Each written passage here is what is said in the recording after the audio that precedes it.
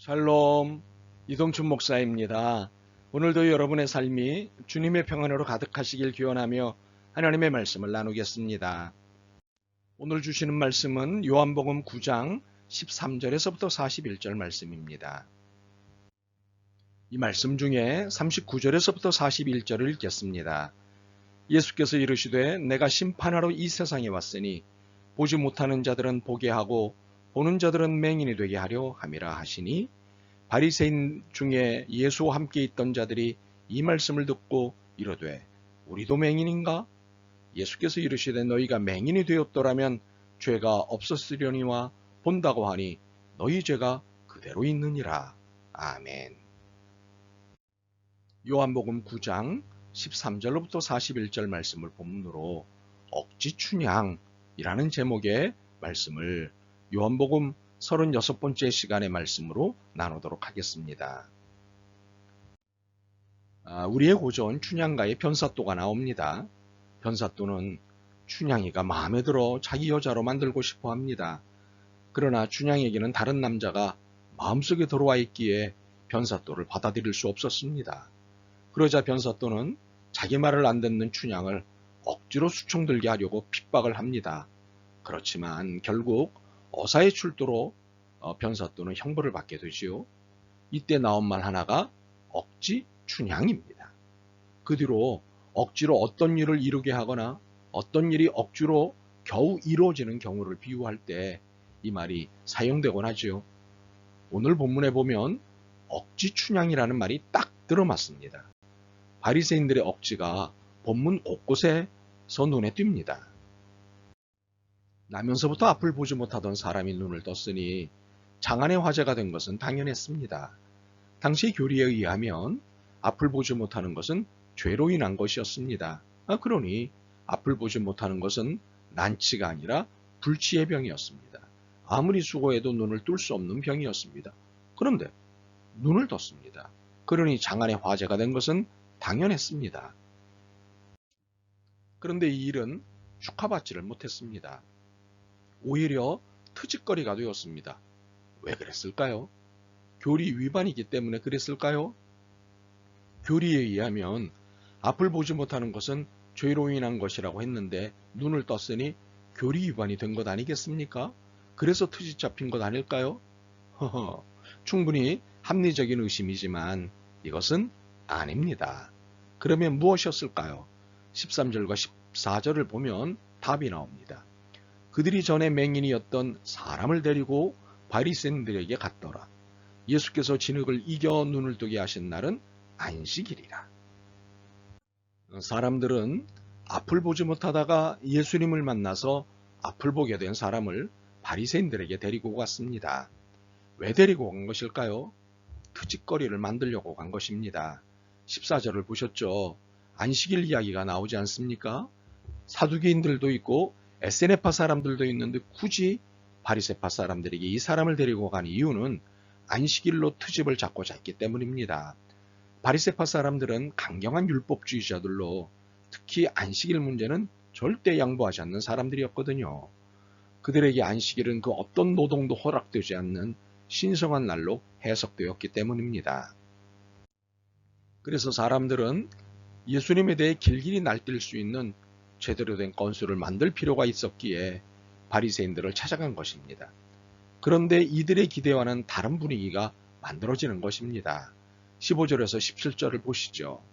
그러므로 바리새인들도 그가 어떻게 보게 되었는지를 물으니 이르되 그 사람이 진흙을 내 눈에 바르매 내가 씻고 보나이다 하니 바리새인 중에 어떤 사람은 말하되 이 사람이 안식일을 지키지 아니하니 하나님께로부터 온 자가 아니라 하며 어떤 사람은 말하되 죄인으로서 어떻게 이러한 표적을 행하겠느냐 하여 그들 중에 분쟁이 있었더니 이에 맹인되었던 자에게 다시 묻되 그 사람이 내 눈을 뜨게 하였으니 너는 그를 어떠한 사람이라 하느냐 대답하되 선지자니이다 하니.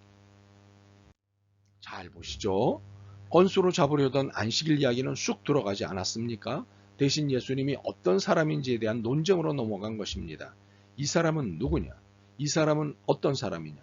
이 질문에 우선 두 가지 답이 나왔습니다. 하나는 이 사람은 하나님께로부터 온 자가 아니다는 반응이었습니다. 또 다른 하나는 이 사람은 최소한 죄인은 아니다는 반응이었습니다. 서로 다른 반응이었죠. 이 대립되는 반응이 팽팽했는지 그들이 데려오고 온 앞을 보게 된 사람에게 질문을 하였습니다. 당신은 그를 어떻게 생각하오? 그러자 그는 선지자입니다. 이 말이 굉장히 충격이었나 봅니다. 자기들끼리 예수는 죄인이다 아니다를 두고 논쟁을 하기는 했지만 선지자로 생각하지는 않았기 때문입니다. 아마 그것은 어불성설, 말도 안 되는 것이라고 아예 못 박았기 때문일 것입니다. 이렇게 생각할 수 있는 것은 18절에서부터 23절의 상황 때문입니다. 유대인들이 그가 맹인으로 있다가 보게 된 것을 믿지 아니하고 그 부모를 불러 묻되 이는 너희 말에 맹인으로 났다 하는 너희 아들이냐? 그러면 지금은 어떻게 해서 보느냐? 그 부모가 대답하여 이르되 이 사람이 우리 아들인 것과 맹인으로 난 것을 아나이다. 그러나 지금 어떻게 해서 보는지 누가 그 눈을 뜨게 하였는지 우리는 알지 못하나이다. 그에게 물어보소서. 그가 장성하였으니 자기 일을 말하리이다. 그 부모가 이렇게 말한 것은 이미 유대인들이 누구든지 예수를 그리스도로 시인하는 자는 출교하기로 결의하였으므로 그들을 무소함이로라. 그러므로 그 부모가 말하기를 그가 장성하였으니 그에게 물어보소서 하였더라. 앞을 보게 된 사람이 예수님을 선지자로 생각한다는 대답이 마음에 들지 않은 것입니다. 트집 잡자고 시작한 일인데 이런 분위기로 가면 이를 망치지 않겠습니까? 그래서 이들은 이 사람의 부모를 찾아간 것입니다. 찾아가서는 대뜸 이런 질문을 하였습니다. 당신 아들이 맞소? 맞다면 당신 아들이 어떻게 눈을 뜬 것이오? 이 질문에 부모가 뭐라고 대답하였습니까? 우리 아들이 맞소. 그런데 눈을 어떻게 떴는지 누가 도와줬는지 우리는 모르오. 그가 다 큰 사람이니 그에게 물어보시오. 앞을 보게 된 사람의 부모의 말은 하나도 틀린 것이 없습니다. 그런데 이렇게 말한 데는 두려움 때문이었습니다. 어떻게 떠졌는지 누가 도와줬는지 직접 보지는 못했어도 이 고마운 일에 대해 아들을 통해 누구보다도 자세히 알고 있었지 않았겠습니까? 그런데 어떻게와 누가를 모른다고 대답했습니다. 그 이유는 22절이 설명하고 있습니다. 그 부모가 이렇게 말한 것은 이미 유대인들이 누구든지 예수를 그리스도로 시인하는 자는 출교하기로 결의하였으므로 그들을 무소함이로라. 사실 법과 제도로 공포감이 만들어진 상태에서 소신을 밝히는 것은 쉽지 않습니다. 불이익 또는 불편함을 각오해야 하는 것이기 때문입니다. 대한민국이 제법 민주화가 됐다고 해도 반민주적, 반통일적 제도와 법이 곳곳에 숨겨져 있는 상태에서 소신을 드러내는 것이 얼마나 힘든 줄 모릅니다.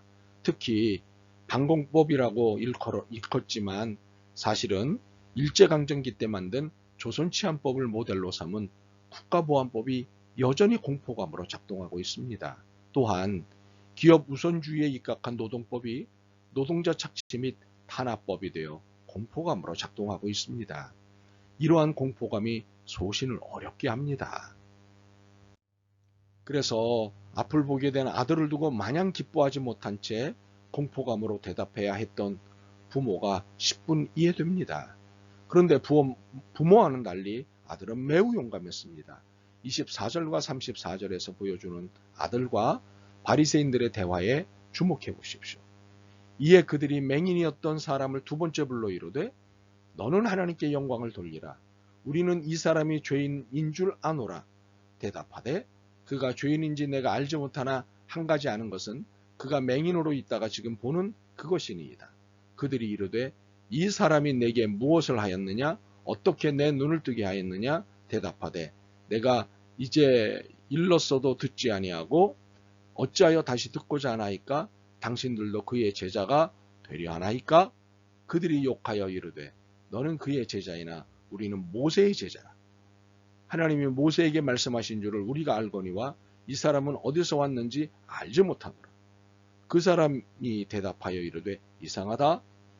이 사람이 내 눈을 뜨게 하였으되 당신들은 그가 어디서 왔는지 알지 못하는도다. 하나님이 죄인의 말을 듣지 아니하시고 경건하여 그의 뜻대로 행하는 자의 말을 들으시는 줄을 우리가 아나이다. 창세 이후로 맹인으로 난 자의 눈을 뜨게 하였다 함을 듣지 못하였으니 이 사람이 하나님께로부터 오지 아니하였으면 아무 일도 할 수 없으리이다. 그들이 대답하여 이르되 내가 온전히 죄 가운데서 나서 우리를 가르치느냐 하고 이에 쫓아내어 보내니라. 아멘. 어떻습니까? 이 둘의 대화가 잘 이해되셨습니까? 아들을 추궁하는 자들의 억지와 추궁받는 자의 당당함이 보입니다.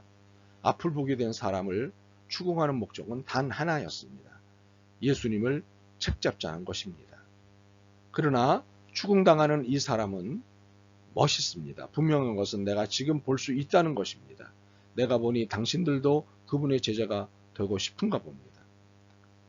창세 이후 최초로 눈을 뜬 내가 보니 이분은 하나님께로부터 온 분입니다. 앞을 보게 된 사람의 당당함은 어디서 오는 것일까요? 진실을 붙잡았기 때문입니다. 물론 자신이 직접 경험한 것을 붙잡기는 했지만 눈치를 보지 않고 진실을 붙잡기로 했기 때문에 당당할 수 있었던 것입니다. 진실을 경험했다고 모두가 당당하지는 않습니다. 비굴함, 비겁함, 심지어는 배신도 나타납니다. 그러나 이 사람은 진실만을 붙잡기로 했던 것입니다. 그래서 당당할 수 있었습니다. 그런데 이 진실을 향한 올고줌이 진리를 만나게 됐다는 사실입니다. 비록 진실을 붙잡은 것 때문에 부당하고도 불편한 일을 겪어야 했지만 결국 진실은 진리를 만나게 했습니다. 진리를 붙잡은 것 때문에 사람들에게 쫓겨났을 때 예수님은 이 사람에게 오셨습니다. 35절에서 39절입니다. 예수께서 그들이 그 사람을 쫓아냈다 하는 말을 들으셨더니 그를 만나서 이르시되 내가 인자를 믿느냐? 대답하여 이르되 주여 그가 누구시오니이까? 내가 믿고자 하나이다. 예수께서 이르시되 내가 그를 보았거니와 지금 너와 말하는 자가 그이니라. 이르되 주여 내가 믿나이다 하고 절하는지라. 예수께서 이르시되 내가 심판하러 이 세상에 왔으니 보지 못하는 자들은 보게 하고 보는 자들은 맹인이 되게 하려 함이라 하시니. 여러분은 이 내용에서 무엇을 보셨습니까? 저는 여러분을 다시 35절로 안내하고자 합니다. 예수께서 그들이 그 사람을 쫓아냈다는 말을 들으셨더니 그를 만나사. 예수님은 왜 이러셨을까요? 왜 이 사람을 만나셨을까요? 이 사람이 쫓겨났기 때문입니다. 진실을 붙잡았기 때문입니다. 그러니 당장 만나러 가신 것입니다. 그리고 그의 신앙 고백을 받으시고 그를 제자로 받아주신 것입니다. 사랑하는 여러분, 진리이신 예수님이 우리에게 기대하시는 삶의 태도가 무엇일까요? 진실입니다. 진실은 옳음을 향해 살아가는 것입니다.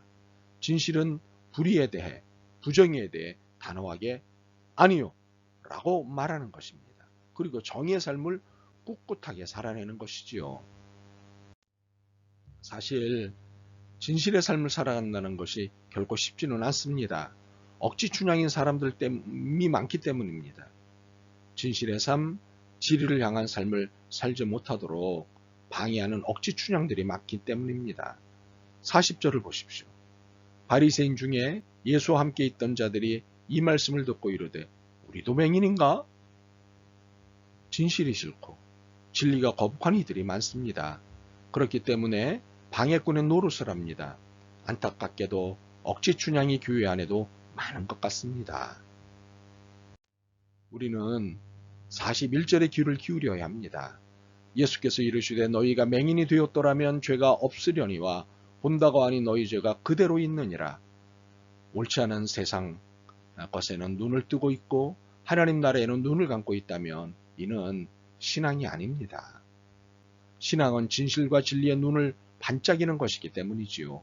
바라기는 여러분의 삶이 신앙적이길 바랍니다. 진실을 추구하고 진리를 만나는 삶이길 바랍니다. 불의에 저항하고 정의에 앞서는 삶이길 바랍니다. 그래서 매일 매 순간 예수님을 만날 수 있기를 바랍니다. 아멘. 주님, 매일 매 순간을 주님의 제자답게 살기를 원합니다. 자신의 뜻을 펼치기 위해 억지 춘향으로 주님의 뜻을 왜곡하지 않게 하옵소서. 불의에 저항하고 옳음을 추구하게 하옵소서. 예수 그리스도의 이름으로 기도드립니다. 아멘. 오늘도 여러분의 믿음과 삶을 응원합니다. 사랑합니다.